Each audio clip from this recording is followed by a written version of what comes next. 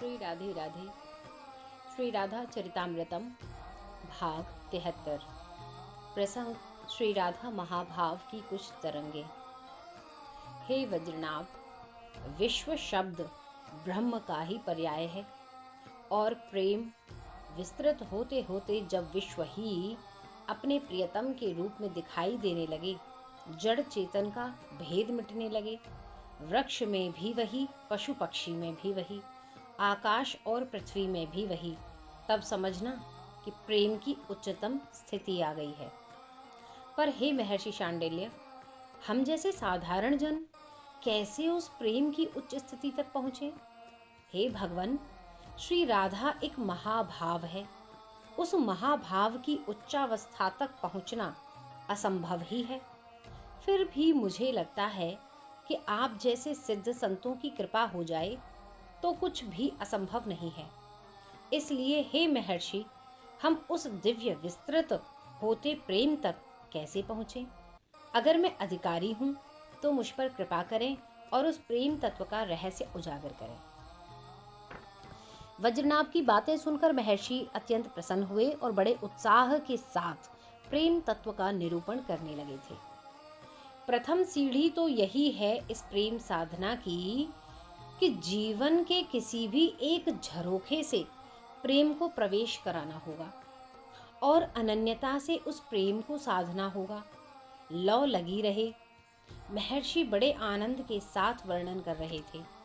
इस तरह अनन्यता से प्रेम की साधना करने पर कुछ ही दिनों में ये प्रेम विस्तृत होने लगेगा, क्योंकि प्रेम का एक स्वभाव होता है, वो स्थिर नहीं रह सकता, या तो बढ़ता जाएगा या घटते घटते समाप्त ही हो जाएगा।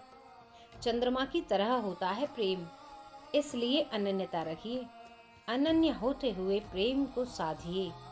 हे वज्रनाभ, फिर देखना प्रेम बढ़ेगा, बढ़ता बढ़ता जाएगा और एक दिन समस्त में विश्व में बस वही दिखाई देगा, बाकी सब मिथ्या, वही एक सत्य।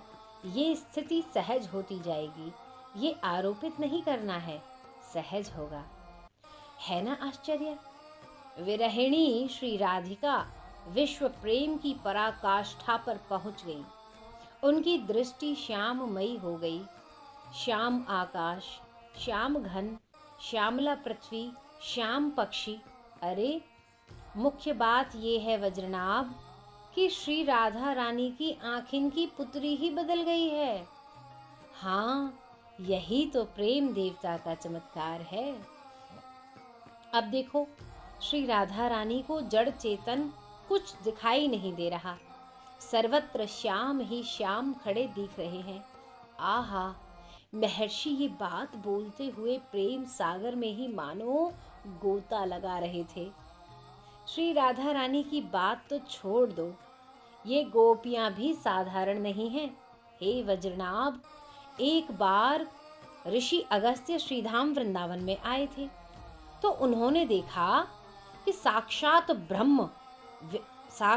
ब्रह्म विद्या यहाँ गोपी बनकर नाच रही है। आश्चर्यचकित हो गए ऋषि अगस्त्य।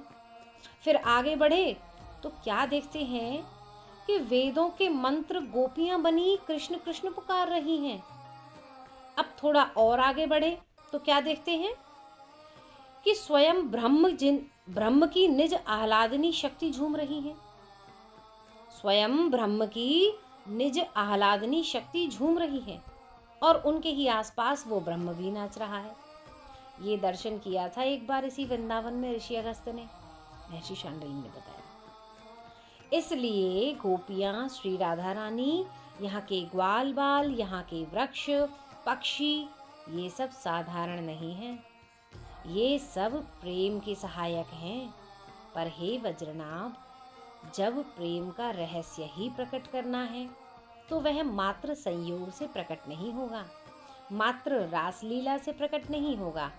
वह पूर्ण प्रेम प्रकट होता है विरह से। वियोग में, विरह में ही संपूर्ण सृष्टि प्रियमय हो जाती है। वियोग में सर्वत्र प्रियतम का ही आभास होता है, महर्षि ने बताया। श्री राधा रानी को कृष्ण अगर विरह नहीं देते तो इस दिव्य प्रेम का प्राकट्य कहाँ हो पाता।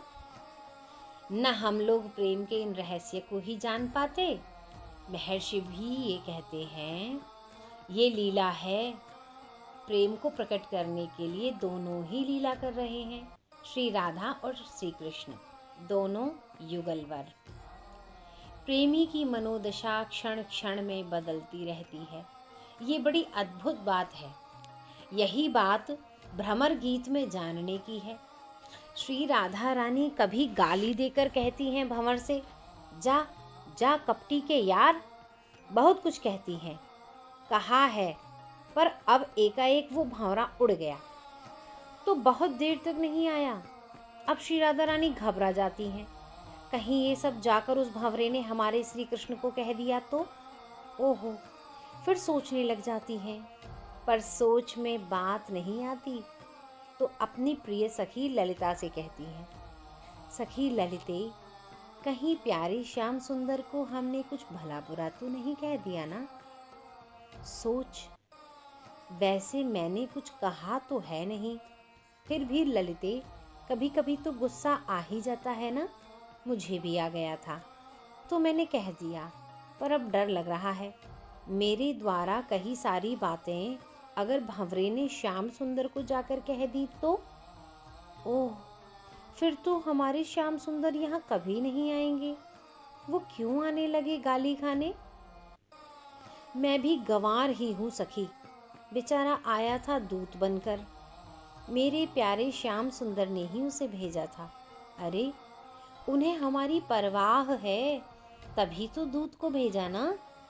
नहीं भेजते तो भी हम क्या कर लेती, पर उन्हें हमारी कितनी फिक्र है, उन्हें हमारी याद आती होगी ना, तभी तो भेज दिया अपना दूत। पर हम तो असभ्य, गंवार, किसी चीज का ढंग ही नहीं है। इतना कहकर फिर हिलकियां शुरू हो गई थी। श्री राधा रानी ने क्रंदन करना शुरू कर दिया था। तभी, स्वामिनी देखो, वो भंवरा फिर आ गया, ललिता सखी ने दिखाया। आनंद से उछल पड़ी श्री राधा रानी, खुश हो गई। उस भंवरे को ही देखकर श्री राधा को इतना आनंद आया कि मानो भंवरा नहीं, स्वयं श्याम सुंदर ही आ गए हों। अरे, आ आ, खड़ी हो गई श्री राधा रानी और बुलाने लगी उस भंवरे को। पर भंवर अब नीचे नहीं उतर रहा, ऊपर ही घूम रहा है और गुनगुन गुनगुन कर रहा है। हंसी श्री राधा रानी, अच्छा, अब भाव खा रहा है, कोई बात नहीं, हमारे प्रियतम से मिलकर आया है ना, मथुरा गया था ना, सारी बात बता दी। भंवरा कुछ नहीं बोला। पहले तू बैठ, ले, अपनी चूनर बिछा दी श्री राधा रानी ने। भंवर, तू इस चूनर पर बैठ जा, बैठ। श्री राधा रानी ने जब ज्यादा ही आग्रह किया तो भंवरा आया और बैठ भी गया। जय हो। वज्रनाभ प्रेमियों की एक स्थिति होती है, उस स्थिति में वे अपने प्रियतम के बारे में कुछ बातें मन में गढ़ लेती हैं और फिर उसी पर चिंतन करती रहती हैं। प्रियतम ने कुछ कहा नहीं है, पर मन में जो बात गढ़ ली है उसी के आधार पर प्रेमी बोलता जाता है और प्रियतम को दोष भी देता रहता है। हे प्रिय के सखा, हो आए मथुरा? श्री राधा रानी ने बड़े प्रेम से पूछा। भंवरा मानो बोला, हाँ, हम हो आए और आपके प्रियतम ने हमसे कहा है उन्हें ले आओ मथुरा में। चलो। भंवर, हमें मथुरा चलने के लिए मत कहो, हम नहीं जाएंगी। हे स्वामिनी, आपके प्रियतम ने मुझे कहा है उनके पास कोई नहीं है, वे अकेले हैं और सच मानिए नारियों से तो वे बहुत दूर रहते हैं। ये बात स्वयं गढ़ी है मन में श्री राधिका जी ने, क्योंकि प्रेमी मन में बात गढ़ता रहता है। वो मेरे बारे में ऐसा कहते होंगे ना, मेरे बारे में वैसा सोचते होंगे ना। बस अब ये मथुरा की नारियों की बात जैसे ही आई, भाव फिर बदल गया श्री राधा रानी का, उन्माद बढ़ गया। फिर जाओ यहाँ से मधुप, जाओ यहाँ से। वो कैसे रहता है, हमें बताने की ज़रूरत नहीं है तुम्हें।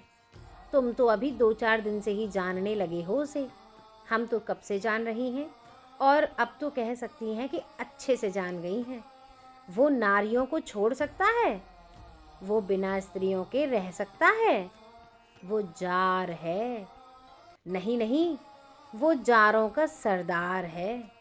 तुम हमें चिढ़ाने के लिए हमारी सौत का नाम क्यों लेते हो? हम तो तुम्हारा कितना स्वागत कर रही थी, पर नहीं, तुम स्वागत के लायक ही नहीं हो। तुम उसी के तो मित्र हो, जैसे वो प्रेम के लायक ही नहीं था। फिर भी हमने उससे प्रेम किया। हम पछता रही हैं प्रेम करके। मधुप, हमने सोचा नहीं था कि हमारे साथ वो छलिया ऐसा भी करेगा। हमको यहाँ पाती लिख लिख कर भेज रहा है, और वहाँ कुब्जा को रानी बनाकर बैठा है। श्री राधा रानी के मुखारविंद से जब ये सुना उद्धव ने, वे चौंक गई। तन्मयता प्रेम में मुख्य है। इनकी तन्मयता श्री कृष्ण में देखकर चकित हो रहे हैं उद्धव। यह कोई मामूली बात नहीं है वज्रनाभ। अपने आप को भूल जाना, संसार को भूल जाना, सब कुछ भूल जाना, मात्र अपने प्रियतम के लिए, और प्रियतम को ही देखना, जड़ चेतन सब में। उफ, जय जय श्री राधे श्याम।